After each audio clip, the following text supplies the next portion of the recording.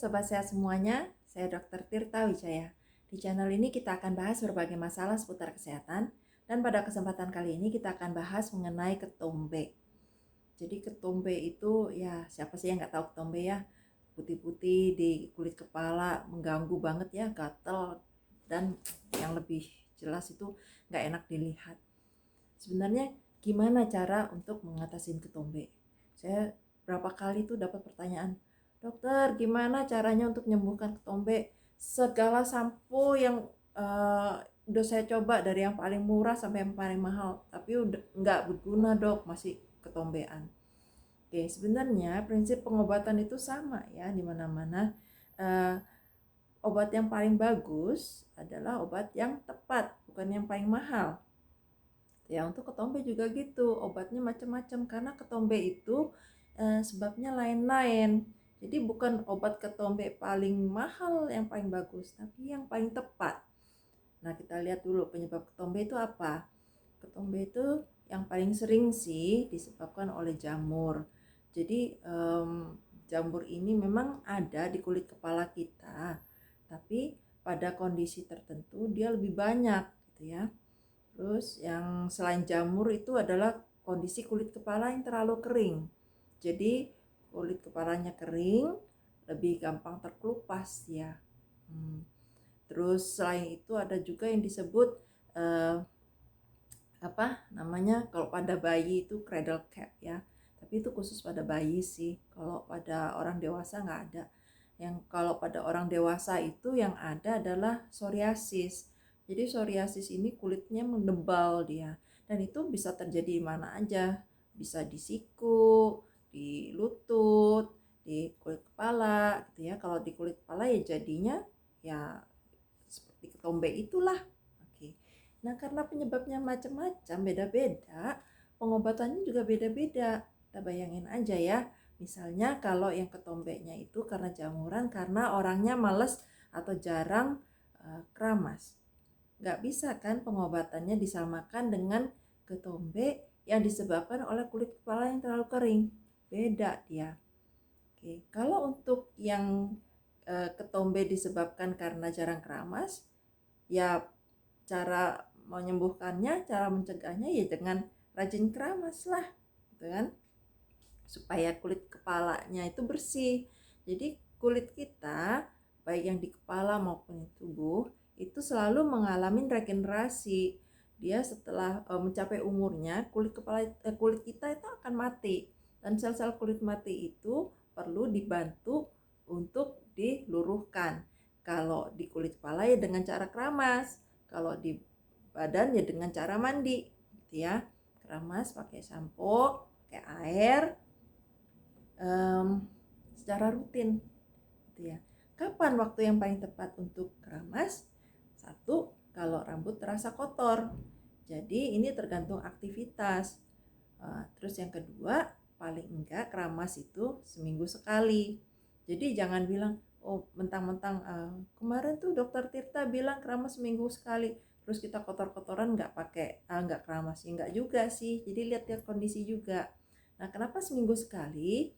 Karena kalau keramas terlalu sering itu justru bisa merusak rambut, bisa merusak memicu kulit kepala kita itu menghasilkan lebih banyak minyak justru, karena minyak itu sebenarnya diperlukan ya untuk melindungi kulit kita gitu ya. Jadi kalau kita terlalu sering keramas justru akan merusak. Tapi kalau jarang keramas ya kotoran numpuk, kulit kepala yang mati numpuk gitu ya. Oke. Terus gimana kalau yang karena jamur? Nah, jamur itu kita tahu kan biasanya hidupnya sukanya di tempat yang hangat dan lembab ya. Jadi kalau kulit kepala kita sering lembab, ya jamurnya nanti dia berkembang biak karena kondisinya itu kondusif banget buat perkembangbiakan jamur. Nah, terus gimana caranya supaya nggak jamuran?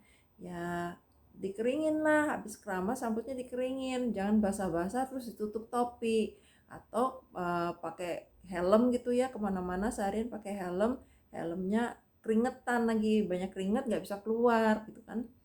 Nah udah gitu helmnya nggak dicuci-cuci, setahun 2 tahun gituin aja ya. ya berkembang biaklah jamurnya gitu ya. Jadi caranya gimana ya, jaga kebersihan satu, kedua kulit kepalanya dikasih kesempatan untuk kering. Kalau boleh dijemur aja di bawah sinar matahari. Tentu ya tetap pakai sunblock ya. Cuma kasih kesempatan kulit kepalanya bernafas, jangan ditutup terus-terusan gitu ya.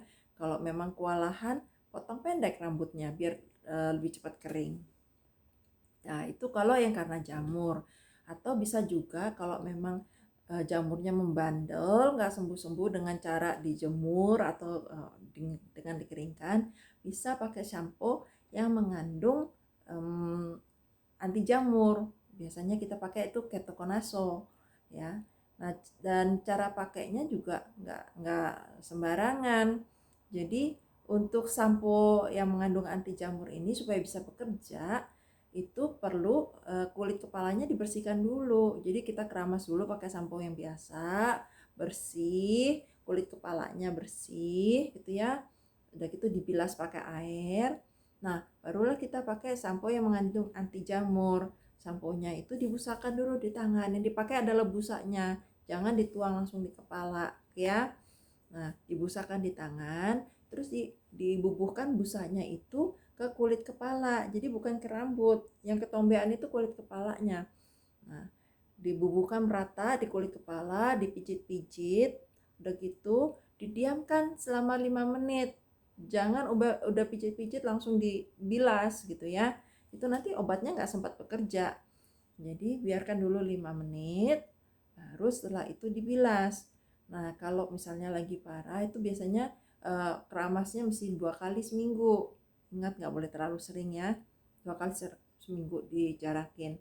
Nah, nanti kalau udah membaik boleh tuh frekuensinya dikurangin gitu ya.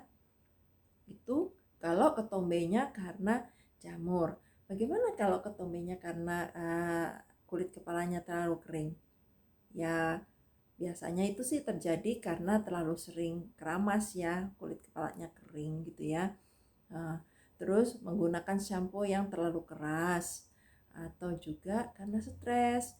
Jadi karena stres pikiran itu keseimbangan hormon kita terganggu, produksi minyaknya apa segala macam terganggu. Nah, terus kurang minum, kurang istirahat itu juga bisa. Nah, cara mengobatinya gimana? Ya seperti tadi, jangan stres, banyak minum, banyak istirahat, keramasnya jangan terlalu sering, ganti pakai shampoo yang lembut, pakai shampoo bayi gitu ya misalnya. Nah, sama kalau perlu kasih pelembab untuk rambut, bukan conditioner ya. Kalau conditioner itu untuk rambutnya, yang dibutuhkan pada kulit kepala yang kering adalah pelembab untuk kulit kepalanya. Itu ada. Nah, bagaimana kalau psoriasis? Psoriasis itu perlu ditanganin sama dokter ya. Obatnya macam-macam tergantung kondisi psoriasisnya seperti apa. Nah, nanti kalau psoriasisnya tertanganin, otomatis kondisi kulitnya membaik gitu ya, dan ketombenya berkurang. Cuma yang perlu diingat, psoriasis ini adalah penyakit yang kronis. Jadi dia nggak bisa sembuh 100% total, itu jarang lah. Kebanyakan orang ya kumat-kumatan gitu ya, dan itu bukan karena obatnya nggak tepat, tapi karena memang kondisinya seperti itu. Nah, terus kalau misalnya ada yang karena kondisi rambutnya sangat berminyak juga bisa menyebabkan ketombe gitu ya. Itu bisa juga pakai shampoo lain, shampoo anti ketombe yang mengandung sulfur. Nah, caranya hampir sama sih seperti tadi shampoo yang mengandung anti jamur. Cuma kalau untuk yang sulfur ini biasanya nggak sampai 5 menit, biasanya 3-5 menit aja didiamkan di atas kulit kepala cukup ya. Oke, tapi yang penting sih prinsipnya kalau pengobatan itu pakai obat sesuai petunjuk pemakaian. Jadi shampoo untuk ketombe itu kan biasanya ada petunjuk pemakaian ya, ikutin. Jangan kayak asal-asalan gitu kan, dibasahin, dikeramas kucuk-kucuk sebentar udah kelar. Nggak bisa begitu gitu ya, ikutin aturan pakainya. Kalau suruh tunggu 3 menit ya 3 menit, kalau 5 menit ya 5 menit, kalau 10 menit ya 10 menit. Kalau memang mau sembuh seperti itu caranya gitu ya. Jadi pilih penanganan yang tepat dan dilakukan dengan cara yang tepat juga.